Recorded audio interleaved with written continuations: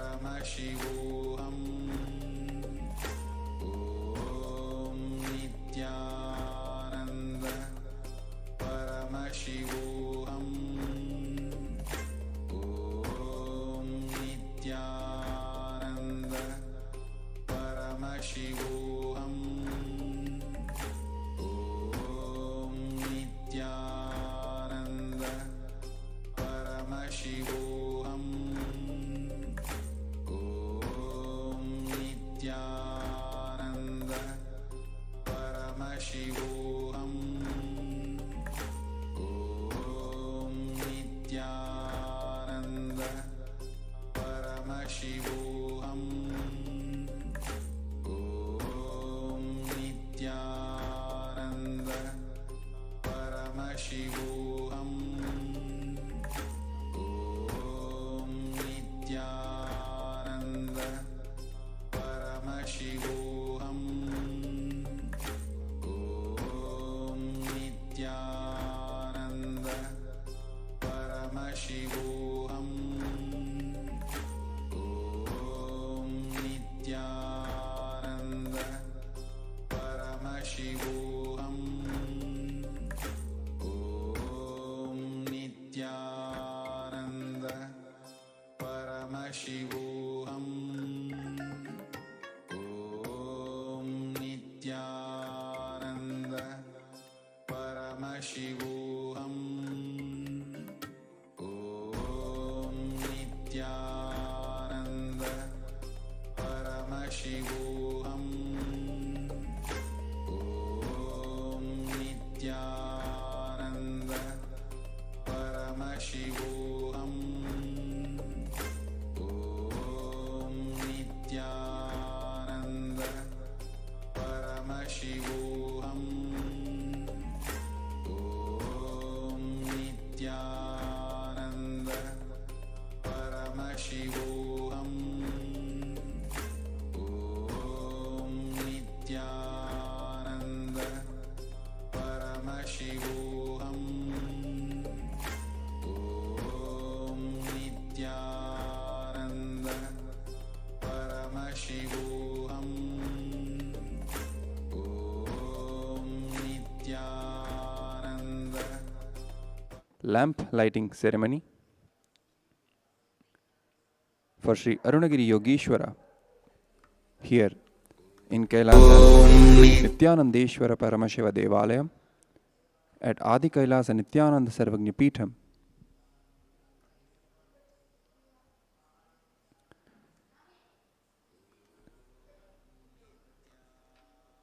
We, the disciples of the Supreme Pontiff of Hinduism, Bhagwan Nithyananda Paramashivam, are offering our sincere devotion and prayers at the feet of Sri Arunagiri Yogeshwara Paramashiva himself, as he happened in the life of the young Supreme Pontiff as his Guru.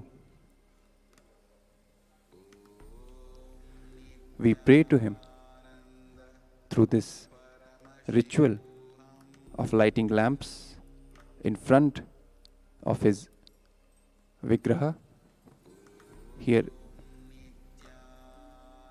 in the Arunagiri Yogeshwara Mandapam in Adi KAILASA Nithyananda Sarvagnya Peetham.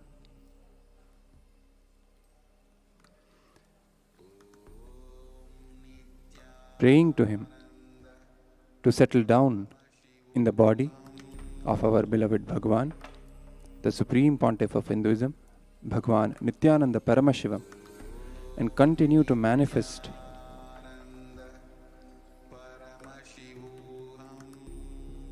powerfully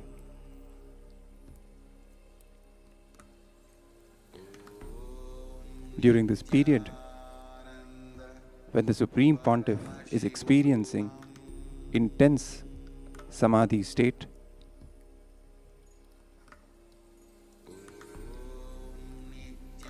As he is settling down from the supreme state of oneness with his Guru, Sri Arunagiri Yogeshwara, in the state of Nirvikalpa Samadhi,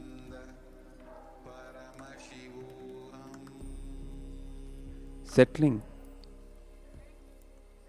to the state of Sahaja Samadhi,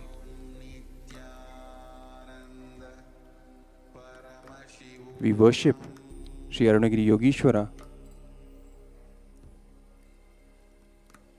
to facilitate this transition beautifully and in a smooth manner, so that we can continue to enjoy and cherish this extremely sweet and intense Guru-disciple relationship with Swamiji, the Supreme Pontiff, which we have been blessed in this lifetime. So all are requested to please sit with head, neck and spine in a straight line, sitting completely unclutched, with a deep devotion and receptivity, carrying in your Ananda Gandha the space between your heart center and your navel center, doing continuous ajapa of Mahavakya, Om Nithyananda Paramashivoham, and sitting in oneness with our Guru, the Supreme Pontiff of Hinduism, Bhagwan Nithyananda Paramashivam, as we offer this prayer at the feet of Sri Arunagiri Yogeshwara.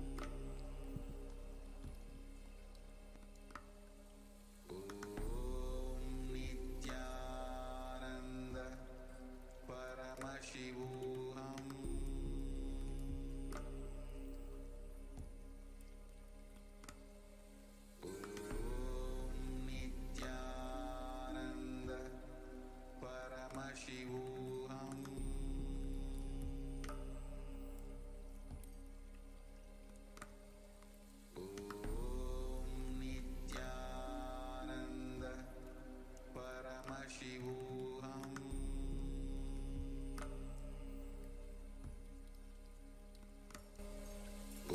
Om Nithyananda Paramashivoham.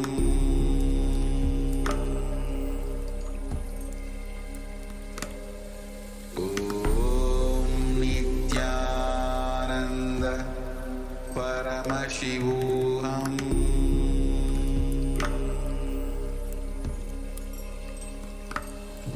Om Nithyananda Paramashivoham.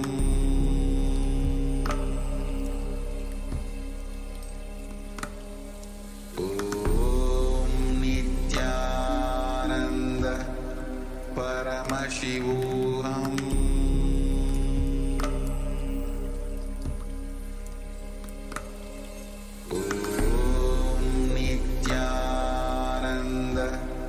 Paramashivoham.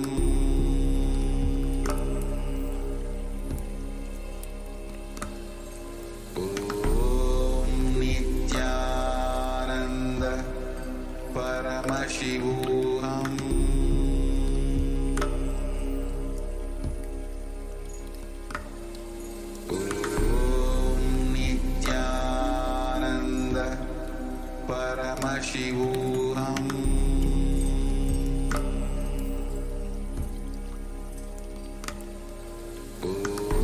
Om Nithyananda Paramashivoham.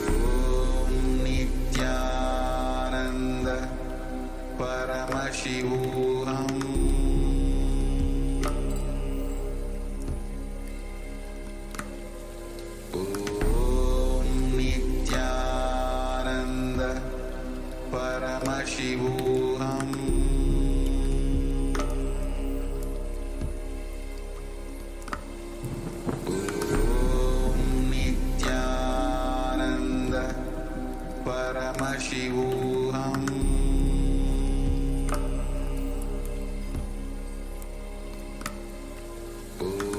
Om Nithyananda Paramashivoham.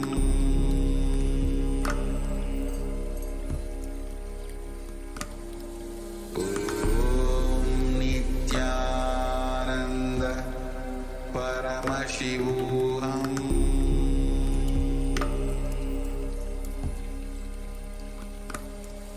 Om Nithyananda Paramashivoham.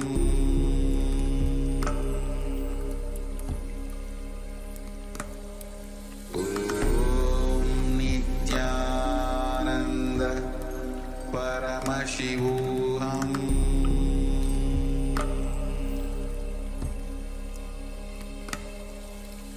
Om Nithyananda Paramashivoham. Paramashivoham.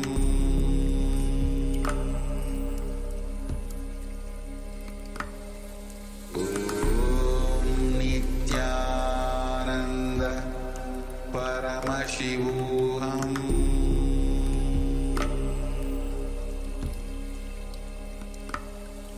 Om Nithyananda Paramashivoham.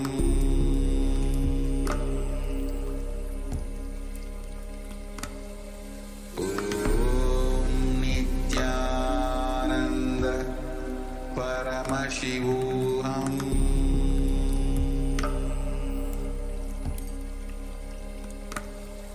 Om Nithyananda Paramashivoham.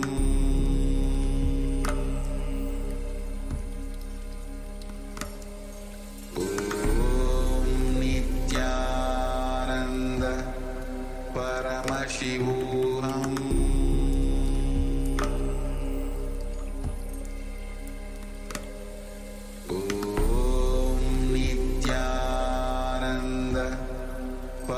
Paramashivoham.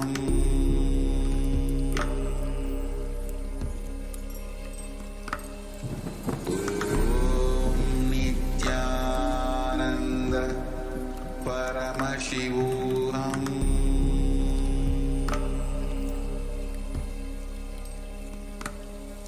Om Nithyananda Paramashivoham.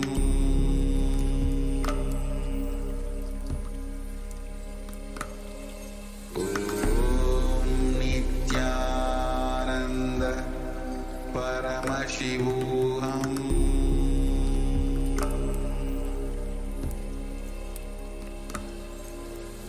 Om Nithyananda Paramashivoham.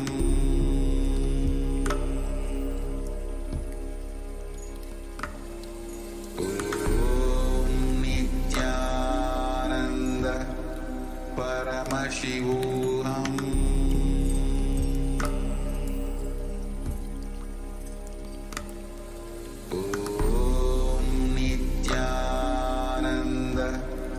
Paramashivoham.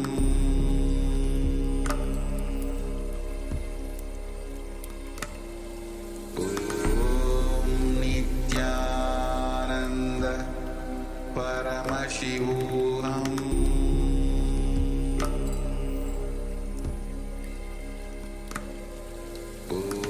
Om Nithyananda Paramashivoham.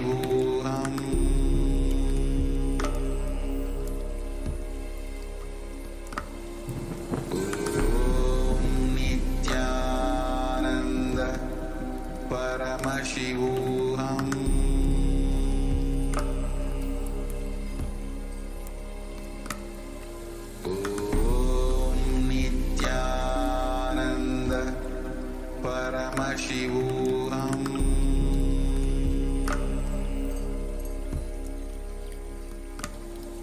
Om Nithyananda Paramashivoham.